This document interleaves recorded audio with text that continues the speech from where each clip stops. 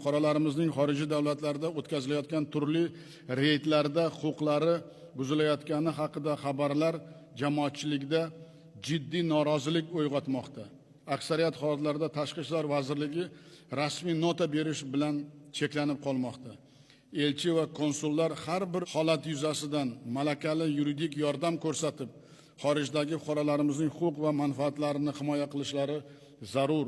Bundan tashqari xorijdagi yoshlarimiz yoki talabalarni turli oqimlarga qo'shilib qolayotgani barchamizni jiddiy tashvishga solishi zarur. Endi bundan buyon elchilar kabinet diplomatiyasidan voz kechib, xorijdagi vatandoshlarimiz ishlayotgan qurilish maydonlariga, yotoqxonalarga, talabalar auditoriyalarga borib, ularning muammosini o'rganib, yechimi bo'yicha ishlashlari zarur.